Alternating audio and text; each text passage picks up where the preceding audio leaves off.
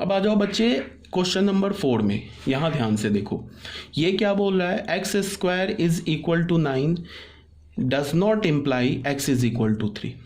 ठीक है, फिर बच्चे ये ट्रू हो गया, क्यों हो गया, फिर इसको ध्यान से देखो। देखो क्वेश्चन नंबर 4 और क्वेश्चन नंबर 3 में कंफ्यूज नहीं करना है हमें। देखो क्वेश्चन नंबर 3 क्या बोल रहा है, बोल रहा है कि एक्स स्क्वायर 9 के इक्वल है, this implies x is not equal to 3। ये हमारा फॉल्स है। ये बोल क्या रहा है कि अगर एक्स स्क्वायर 9 के इक्वल है तो एक्स 3 के इक्वल नहीं है।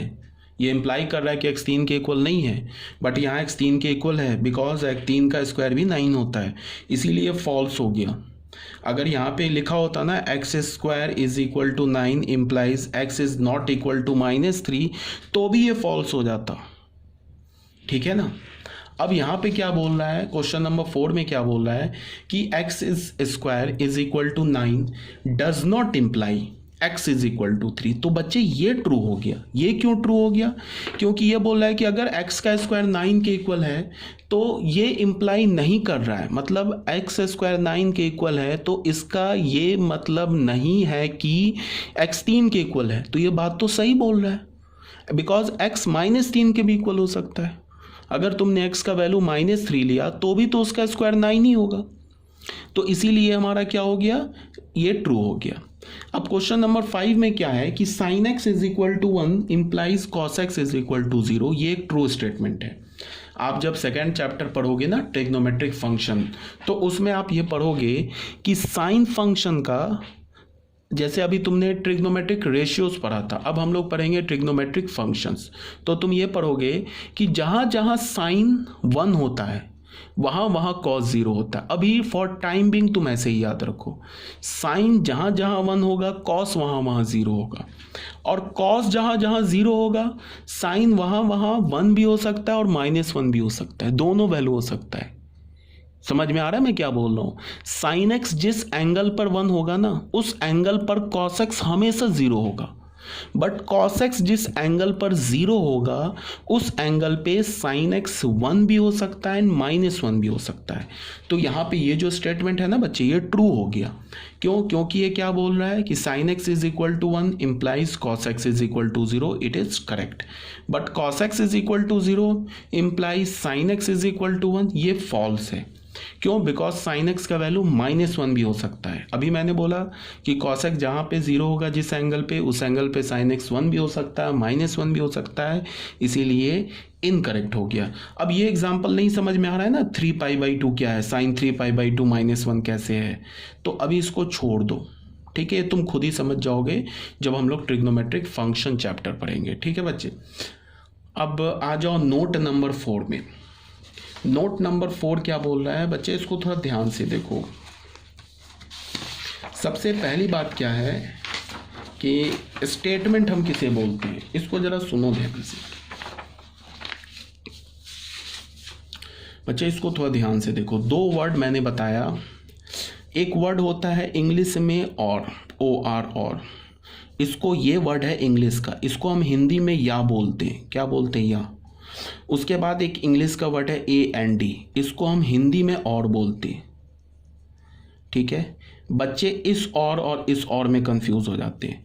वो हिंदी में और बोलते हैं, तो अब तुम हिंदी में और बोल रहे हो या इंग्लिश में और बोल रहे हो, इस पर डिपेंड करता है। अगर तुम इंग्लिश वाला और बोल रहे हो तो उसका हिंदी में मतलब या होता है।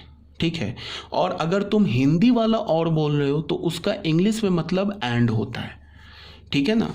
अब तुम समझो, मान लो कि मैंने ऐसे बोला, मैंने बोला x is greater than is equal to y। ठीक है, तो इसको हम मैथमेटिक्स में रीड कैसे करेंगे, x is greater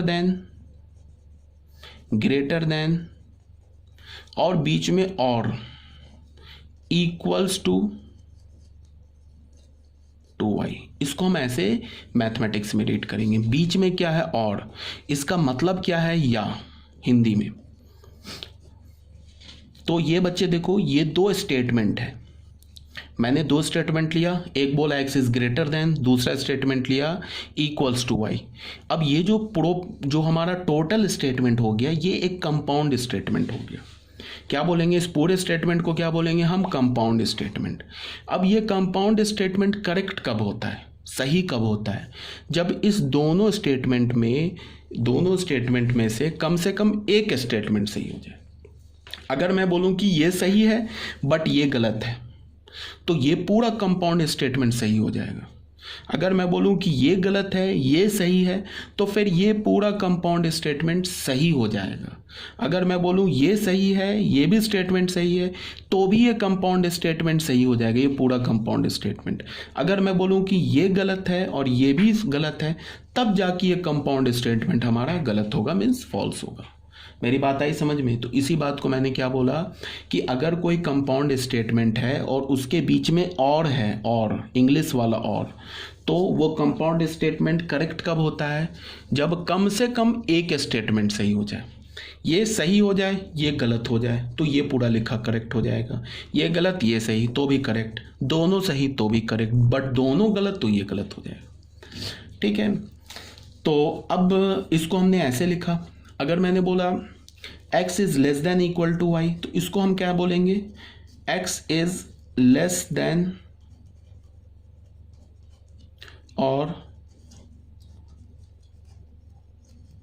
equals to y, ये मतलब हो गया। ठीक है बच्चे, तो यहाँ पे x इज लेस देन और इक्वल्स टू y, इसका मतलब क्या? ये फिर पूरा हमारा कंपाउंड स्टेटमेंट है। इसको सही होने के लिए, बीच में और है ना, तो इसको सही होने के लिए कम से कम अगर ये सही ये गलत, तो ये पूरा सही हो जाएगा। ये गलत ये सही तो फिर सही, दोनों सही तो फिर ये भी सही, मतलब ये भी करेक्ट। बट दोनों अगर फॉल्स है तो ये फिर हमारा फॉल्स हो जाएगा। ठीक है, ये बात आ रही है समझ में तुम्हें? अब दूसरा क्या है कि अगर मैं ऐसे लिखूँ, कोई दो स्टेटमेंट लिखूँ, बीच में उसके एंड लिख दूँ। अगर मैंने लिखा ना ऐसे, मान लो सबसे पहले तो इसको हम ऐसे रीड करते हैं, इसको हम ऐसे रीड करते हैं। ये रीड कैसे करते हैं ये समझ जाओ। अगर मैंने लिखा ना x इज ग्रेटर देन, बच्ची ये नहीं देखना है, ये नहीं देखना आपको। ठीक है, x is greater then and, ये एंड है, हिंदी में इसका क्या मतलब होगा? और। x is greater then and x is, मान लो x is greater then y बोला, and x is greater then z बोला। अब देखो इसका क्या मतलब है, ये पूरा स्टेटमेंट भी हमारा एक कंपाउंड स्टेटमेंट ही है। ठीक है, बट इस कंपाउंड स्टेटमेंट में बीच में एंड है, एंड, इसको हिंदी में क्या बोलेंगे? और।